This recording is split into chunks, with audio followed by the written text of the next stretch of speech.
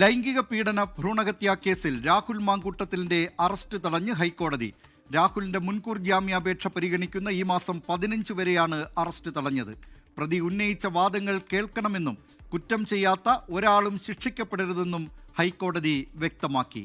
Case diary ഹാജരാക്കാൻ പോലീസിന് നിർദ്ദേശവും നൽകിയിട്ടുണ്ട്. അതിനിടെ രണ്ടാമത്തെ കേസിലും രാഹുൽ മാങ്കൂട്ടത്തിൽ തിരുവനന്തപുരം സെഷൻസ് കോടതിയിൽ മുൻകൂർ ജാമ്യാപേക്ഷ നൽകി. ഹൈക്കോടതി അറസ്റ്റ് തടഞ്ഞതിനു പിന്നാലെ രാഹുൽ മാങ്കൂട്ടത്തിലിന്റെ മൊബൈൽ ഫോൺ സ്വിച്ച് ഓണായി. രാഹുലിന്റെ അറസ്റ്റ് തടഞ്ഞ നടപടിയിൽ പ്രതികരണങ്ങൾ വേണ്ടെന്നാണ് KPCC നിർദ്ദേശം.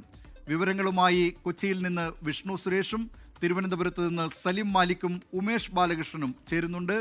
ആദ്യം വിഷ്ണു സുരേഷിലേക്ക്. വിഷ്ണു, രാഹുൽ മാങ്കൂട്ടത്തിൽ MLA യുടെ മുൻകൂർ ജാമ്യം പരിഗണിക്കുമ്പോൾ അറസ്റ്റ് തടഞ്ഞുകൊണ്ടാണ്, ഈ മാസം 15 വരെ അറസ്റ്റ് തടഞ്ഞുകൊണ്ടാണ് ഹൈക്കോടതിയുടെ ഉത്തരവ് വന്നിരിക്കുന്നത്. എന്തൊക്കെയാണ് ഇതുമായി ബന്ധപ്പെട്ട് നടന്ന വാദപ്രതിവാദങ്ങൾ?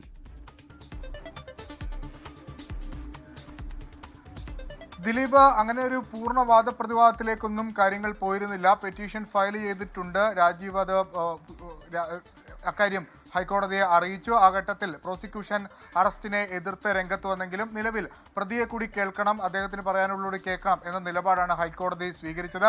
ആ പശ്ചാത്തലത്തിലാണ് അടുത്ത 15-ാം തീയതി കേസ് ഹർജി പരിഗണിക്കാൻ മാറ്റിയത്. ആ 15-ാം തീയതി പരിഗണിക്കുന്ന ഘട്ടത്തിൽ പ്രോസിക്യൂഷൻ ആ കേസ് ഡയറി അടക്കം ഹാജരാക്കേണ്ടതുണ്ട്. എന്തുകൊണ്ട് രാഹുലിനെ അറസ്റ്റ് ചെയ്യണമെന്ന കാര്യം വിശദീകരിക്കേണ്ടതുണ്ട്. അതുവരെ രാഹുലിനെ അറസ്റ്റ് ചെയ്യാൻ പാടില്ല എന്ന നിർദ്ദേശമാണ് ഹൈക്കോടതി നൽകിയിട്ടുള്ളത്. സാധാരണഗതിയിൽ ഇത്തരം പ്രമാദമായ കേസുകളിൽ മുൻകൂർ ജാമ്യാപേക്ഷ പ്രതി നൽകിക്കഴിഞ്ഞാൽ അയാളെ കൂടി കേൾക്കാനുള്ള സ്വാഭാവിക നടപടി ഹൈക്കോടതിയുടെ ഭാഗത്തുനിന്ന് ഉണ്ടാകും.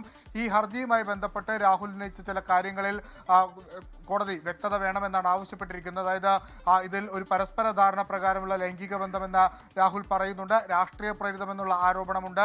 ഒപ്പം തനിക്കും ചില കാര്യങ്ങൾ, ചില രേഖകൾ ഹാജരാക്കാനുണ്ട് തുടങ്ങിയ കാര്യങ്ങളൊക്കെ ജാമ്യ ഹർജിയിൽ രാഹുൽ വ്യക്തമാക്കിയിട്ടുണ്ട്.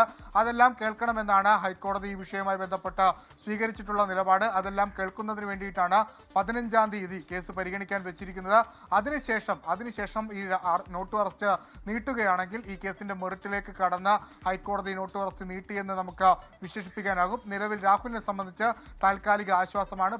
പക്ഷേ പ്രത്യേക അന്വേഷണ സംഘത്തെ സംബന്ധിച്ച് അവർക്കൊരു വലിയ തിരിച്ചടിയാണ്. രാഹുലിനെ അറസ്റ്റ് ചെയ്യാനുള്ള എല്ലാ ശ്രമങ്ങളും അവരുടെ ഭാഗത്തുനിന്നുണ്ടായിരുന്നു. പക്ഷേ നിലവിൽ കോടതി ഇടപെട്ട പശ്ചാത്തലത്തിൽ ഇനി ആ ശ്രമം 15-ാം തീയതി വരെ പാടില്ല എന്നാണ് പറഞ്ഞിരിക്കുന്നത്. അതിനിടയിലാണ് രാഹുൽ ഇപ്പോൾ രണ്ടാമത്തെ ജാമ്യ ഹർജി സെഷൻസിൽ നൽകിയിരിക്കുന്നത്. ദിലീപ്, കൊച്ചിയിൽ നിന്ന് വിവരങ്ങൾ നൽകിയത് വിഷ്ണു സുരേഷ്. ഇന്ന് ഹൈക്കോടതിയിൽ രാഹുൽ മാങ്കൂട്ടത്തിലിന്റെ മുൻകൂർ ജാമ്യം സംബന്ധിച്ച് വിശദമായ വാദമുണ്ടായില്ല. രാഹുൽ മാങ്കൂട്ടത്തിലിനെ 15 വരെ അറസ്റ്റ് ചെയ്യരുത് എന്ന നിർദ്ദേശമാണിപ്പോൾ ഹൈക്കോടതി നൽകിയിരിക്കുന്നത്.